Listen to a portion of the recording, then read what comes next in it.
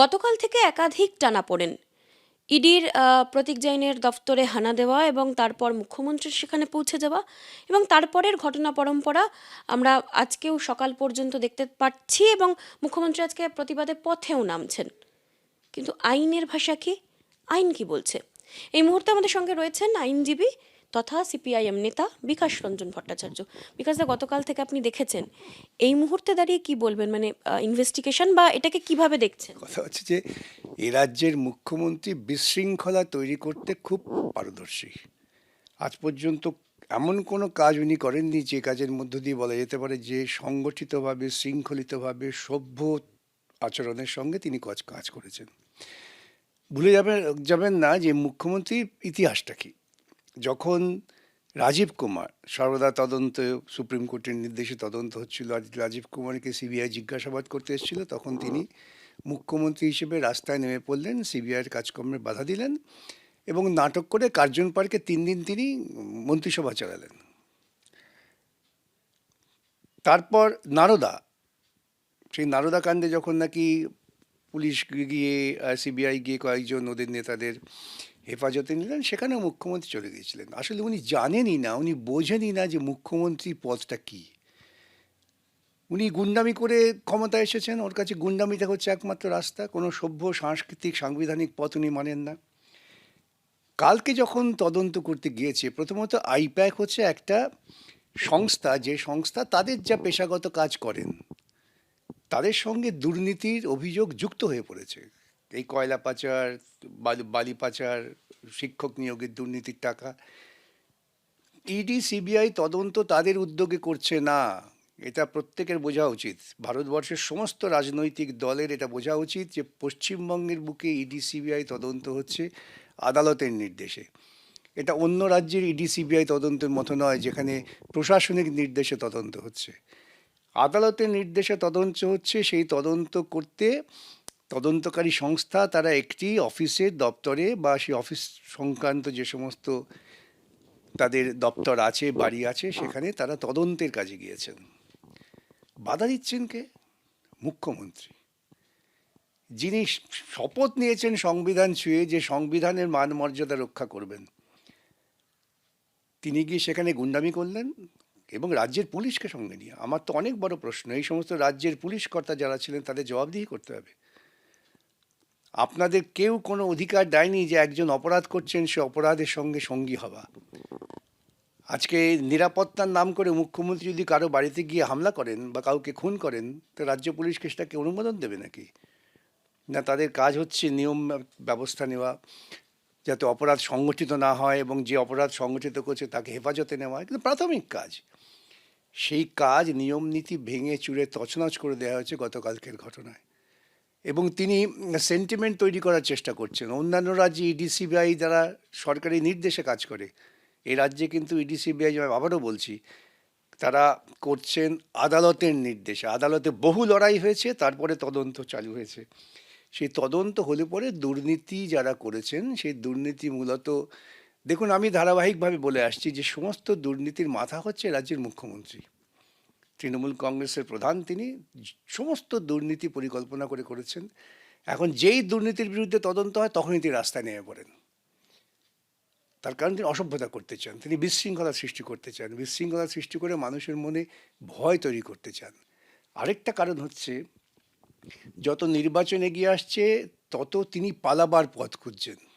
এটাও আমি বহুদিন বলেছি, তিনি এমন সমস্ত কর্মকাণ্ড করছেন যা থেকে মনে হবে তিনি একটি, এই রাজ্যে রাষ্ট্রপতি শাসন হোক এটা উনি চাইছেন। রাষ্ট্রপতি শাসন হোক চাইছেন বলছেন, মানে এই সম্ভাবনা কি তৈরি হয়েছে রাজ্যে? নিশ্চয়ই, কাল যা হয়েছে এরপরে তো কেউ যদি রাষ্ট্রপতি শাসন জারি করে কিছু বলার থাকবে না। রাজ্যের মুখ্যমন্ত্রী, রাজ্যের পুলিশ বাহিনী নিয়ে কেন্দ্রের একটি তদন্তকারী সংস্থা, তার মুখোমুখি প্রায় লড়াই শুরু হয়ে গিয়েছিল। তো সিআরপিএফ একদিকে, একদিকে রাজ্যের রাফ, কি পরিস্থিতি এটা? তদন্তকারী সংস্থা যদি কোনো বেআইনি কাজ করে থাকে তার বিরুদ্ধে তো আদালতে যেতে পারতেন, তো মুখ্যমন্ত্রী স্বয়ংকে বাধা দিলেন কেন? ইডির বিরুদ্ধে পুলিশের কাছে এফআইআরও করা হয়েছে। করতে পারতেন, তখনও করতে পারতেন। ইডি যে সমস্ত নথি নেবে আইনত তাদের সেই নথিকে সিজার লিস্ট তৈরি করে যার কাছ থেকে নিচ্ছেন তাকে দিতে হবে। যদি সেটা না করতো তা আদালত ছিল। আর সেই নথিতে যদি দেখা যায় যে ওর কোনো গোপন, ওর গোপন মানে কি, ওর চুরি চুরি টাকা কোথায় আছে সেই গোপনতা হয়তো ওখানে ছিল, আদালতে যেতেন। কিন্তু আদালতে একাধিকবার না গিয়ে তিনি যেটা করলেন, তিনি একেবারে গুন্ডাদের প্রশ্রয়, শাহজাহান যাহা করেছে আর মুখ্যমন্ত্রী যা করলে পার্থক্য কোথায়? আমরা শাহজাহানকে ছি ছি ছি ছি করছি যে তাকে ইডি তদন্ত করতে গেছিল, তাকে মেরে তাড়িয়ে দিয়েছে, তো এই মমতা নিজে তাই করলেন। সুতরাং মমতার দলটা তো তিনি এইভাবেই তৈরি করেছেন, যেসব জায়গায় আমি বলি না যখন এইসব গুন্ডামি করে, যে এটা হচ্ছে ওদের পরিকল্পনা। গোটা দেশের কাছে একটা নির্লজ্জ দৃষ্টান্ত তিনি স্থাপন করলেন। প্রথমে একবার করেছিলেন, লোকে অত গুরুত্ব দেয়নি, এখন আবার করলেন। কেন, যখনই দুর্নীতির বিরুদ্ধে তদন্ত হবে তখনই মমতা রাস্তায় নামবেন, অসভ্যতা করবেন। রাষ্ট্রপতি শাসন জারি করে, বিকাশ দা আপনি বলছেন যে পালিয়ে যাওয়ার পর চূড়ান্ত ব্যর্থ। যদি আপনারা মূল্যায়ন করে এই রাজ্য যে পরিমাণ দেনা করেছে, আপনারা আমার মাথায় দেনার বোঝা যা চাপিয়েছেন, এখন আগামী দিনে লক্ষ্মী ভাণ্ডারে টাকা দিতে পারবেন না, স্কুলের বেতন দিতে পারছেন না, স্কুল উঠে দিচ্ছেন, সরকারি কর্মচারীরা যে রিটায়ার করছেন তাদের পেনশন দেওয়া হবে কিনা সন্দেহ আছে, সরকারি কর্মচারীদের ন্যায্য প্রাপ্য দিয়ে দিচ্ছেন না, অথচ রাজ্যটাকে দেনায় আকণ্ঠ ডুবিয়ে দিয়েছেন। এখন পালাবার পথ চাই।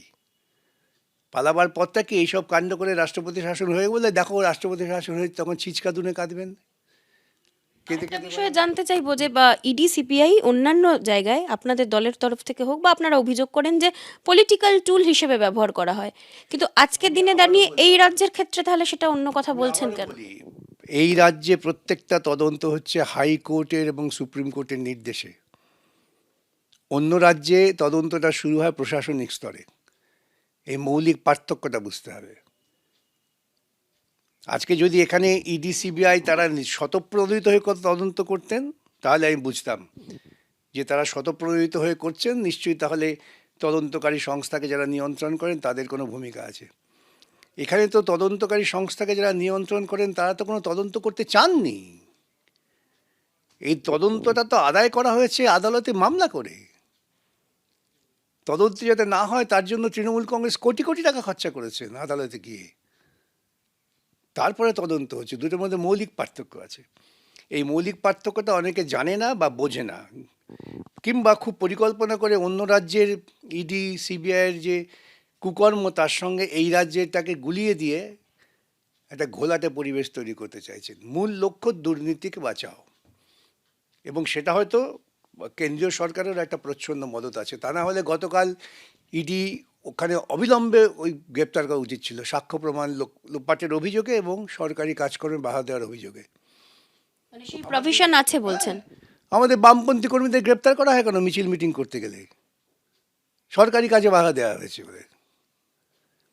এই রাজ্যে মমতা ক্ষমতায় আসার পর 3-4জন সরকারি কোঅর্ডিনেশন কমিটির নেতাকে সাসপেন্ড করা হয়েছে, তাদের বিরুদ্ধে ব্যবস্থা নেওয়া হয়েছে, তাদের হেফাজতে নেওয়া হয়েছে। কেন জানেন?